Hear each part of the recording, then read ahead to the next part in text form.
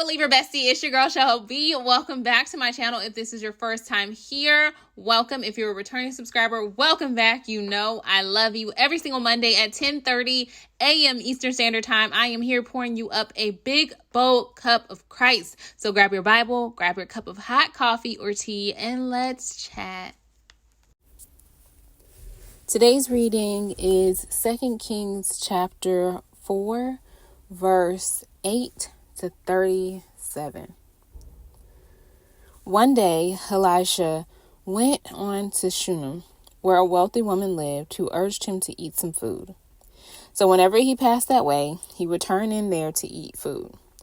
And she said to her husband, "Behold now, I know that this is a holy man of God, who is continually passing our way. Let us make a small room on the roof with walls and put there for him a bed, a table, a chair, and a lamp, so that whenever he comes to us, he can go in there."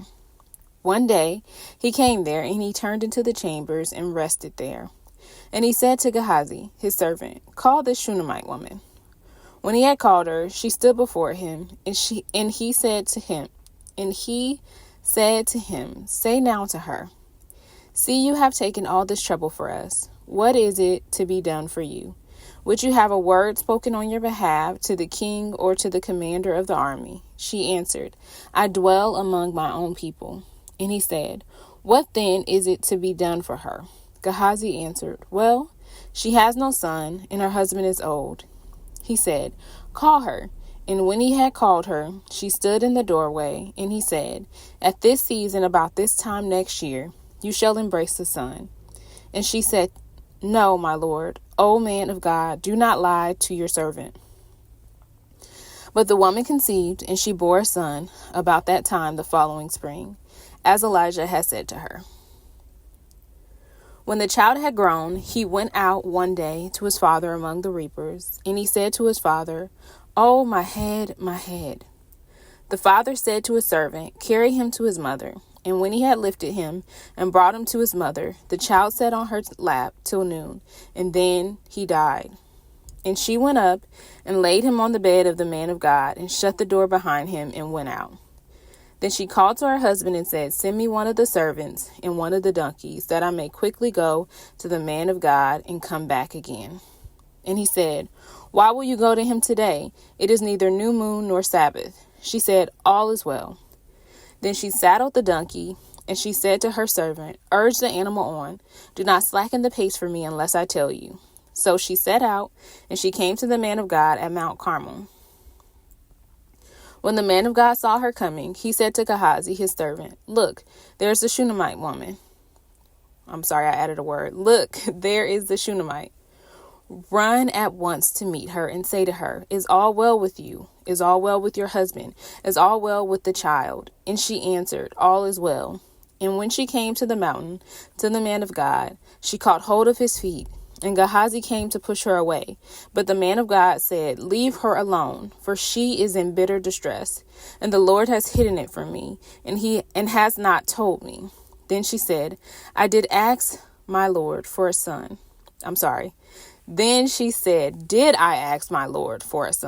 Did I not say, 'Do not deceive me'?" He said to Gehazi, "Tie up your garments and take my staff in your hand and go. If you meet anyone, do not greet him. And if anyone greets you, do not reply. And lay my staff on the face of the child." Then the mother of the child said, "As the Lord lives, and as you yourself, I will not leave." "As the Lord lives, and as you yourself live, I will not leave you." So he arose and followed her. Gehazi went on ahead and laid the staff on the face of the child. But there was no sign. I'm messing this up, y'all. But there was no sound or sign of a life. Therefore, he returned to meet him and told him, "The child has not awakened." When Elisha came into the house, he saw the child laying dead on his bed. So he went in and shut the door behind the two of them and prayed to the Lord. Then he went up and lay on the child, putting his mouth on his mouth, his eyes on his eyes, and his hands on his hands. And as he stretched himself upon him, the flesh of the child became warm.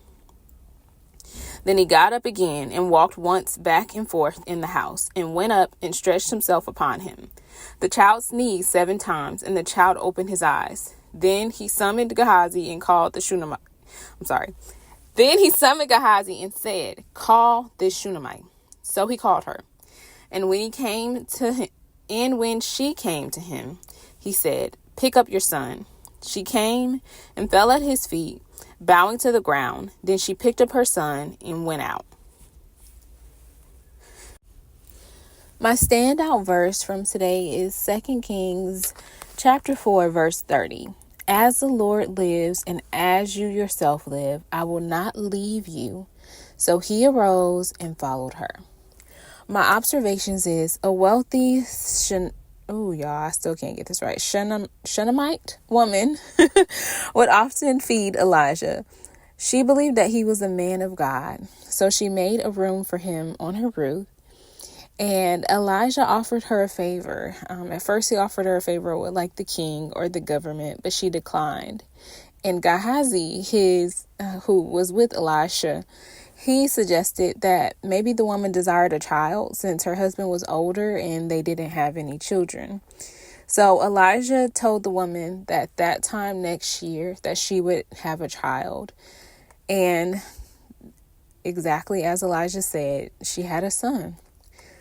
But one day, after the son had gotten older, he fell ill, and he fell ill while he was out in the fields with his dad. And so his dad had one of the servants take him into his mom, and his mom held him until noon, and the son died in her arms.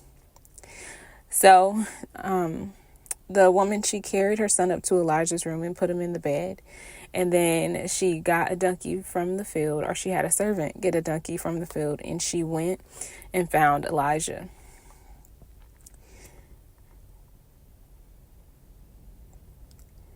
When she got to Elijah, his servant, of course, ran to her thinking that, because Elijah sent the servant right ahead, thinking that something must be wrong if this woman had came to him. But the woman told Gehazi that nothing was wrong, and she proceeded towards Elijah, where she told him what happened to her child.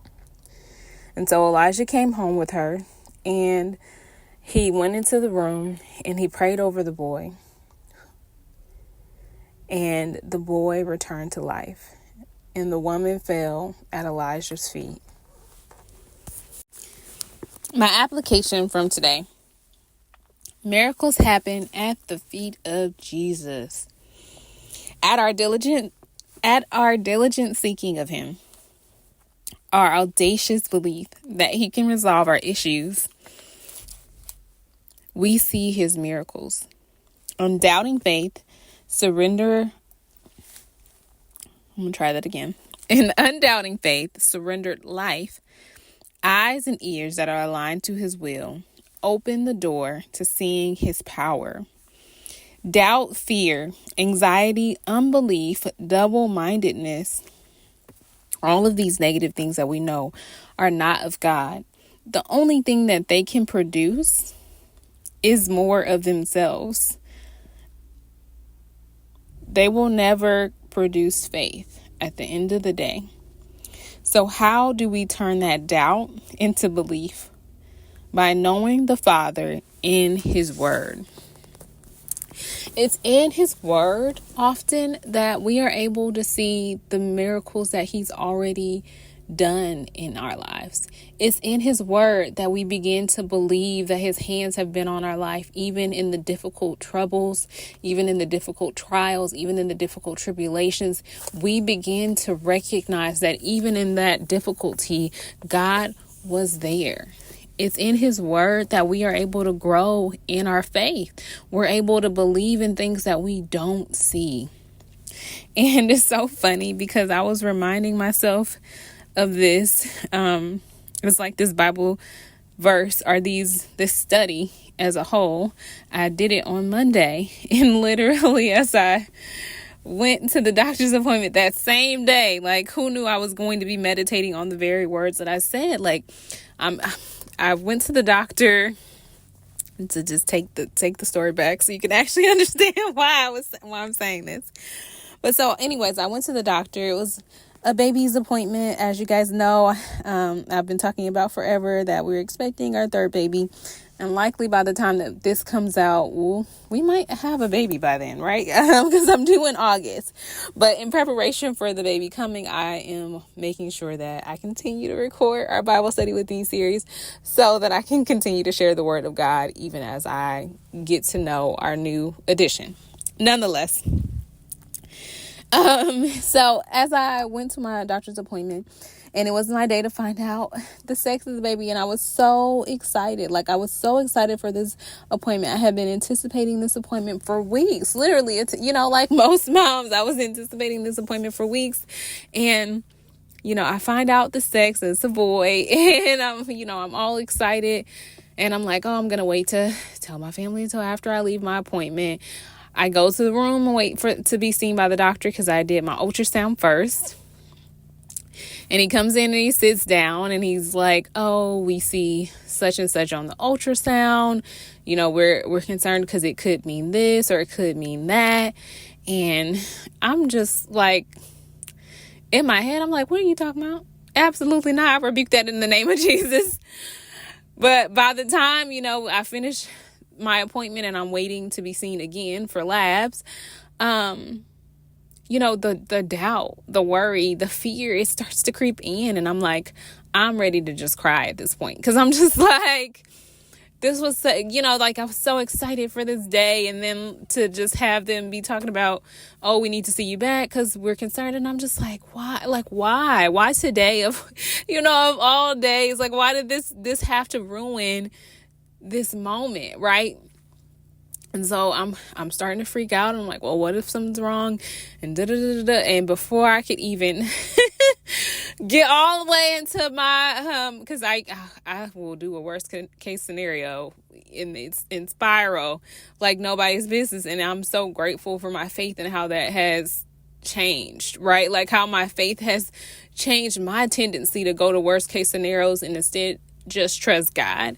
So before I can even get down into all the spiraling and the worrying and the worst case scenario, and I'm just like, if my spirit was just like, he said my children were protected.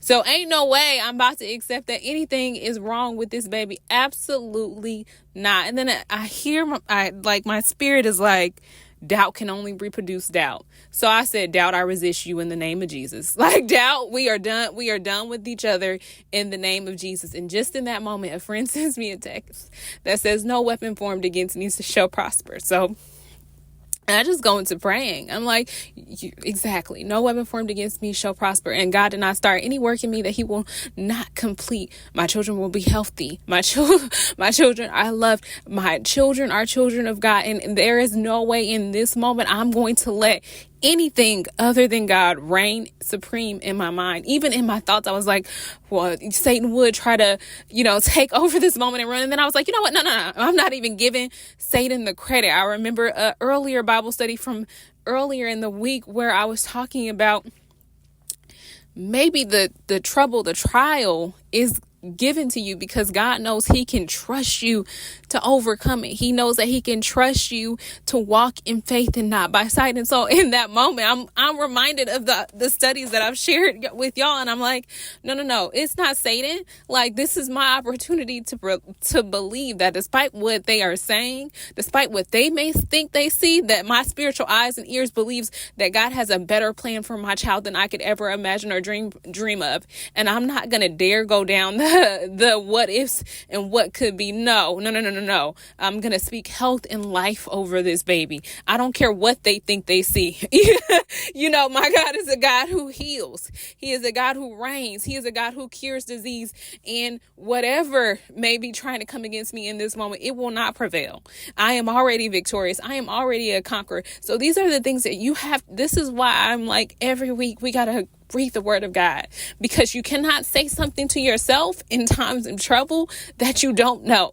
So if the word is not in you, if you have not implanted that word in you, it is going to be hard for you to speak it over yourself when you are in the midst of trials. And as great as it is to have sisters in Christ and brothers in Christ who pray over you, you also have to be able to pray over yourself in those moments as well.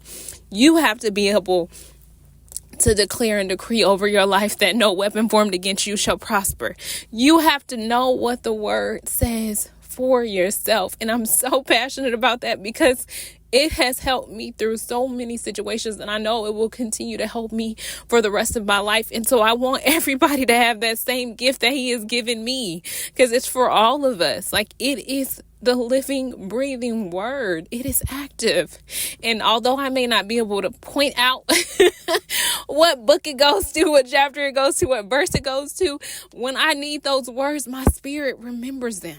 And your spirit is capable of doing the exact same thing. So I pray that you would just continue on this journey with the word of God and not allow yourself to be discouraged by maybe how limited time you might have in this season, or not allow yourself to get discouraged by feeling like you don't know enough to do it. We all have the ability to study the word of God. The Holy Spirit is the greatest teacher that there is. And this is no offense to any Bible teacher or any Bible scholar, but the Holy Spirit is the greatest teacher there is. It will lead you. It will guide you. It will reveal to you what it is that God is trying to show you when you are reading scripture. So I just want to encourage you again to continue to stay diligent in seeking the word of God, because you never know how that word will minister to you in your life, or minister to someone else that you know or interact with life. All right, you guys, I'm going to close this in what will prayerfully be a quick prayer. Because I spent way more time talking than I expected. All right, dear Heavenly Father, we thank you so much for the living, breathing example that this widow is, that the Shunammite woman is. We thank you that you are faithful. We thank you for these reminders that even before Christ, that you are God who saves your people, and that you didn't limit that to just the Israelites. So knowing that many of us are but Gentiles, we know that you love us, and that generous love you have shown us from the very beginning of time in your word. And so we are so grateful for your divine intervention and how you show up for us in ways that we could not even have asked you for. How you continue to just heal us, to rescue us, to save us, how you continue to comfort us in the midst of our trials, how you continue to be a God who grants us peace despite troubles, how you continue to reign. We thank you, Father God, for your sovereignty. We thank you that you are a God who is omnipotent. We thank you that you are so powerful and mighty, that there is no battle that you cannot win. We thank you, Father God, for the many, many ways that you show your people your deep, deep love for them despite our unfaithfulness and often our wickedness. You still have a deep love and desire to commune and connect with us. And so we thank you, Father God, for our Savior, Jesus Christ. And we pray all of these things in his mighty name. In Jesus' holy name we pray. Amen.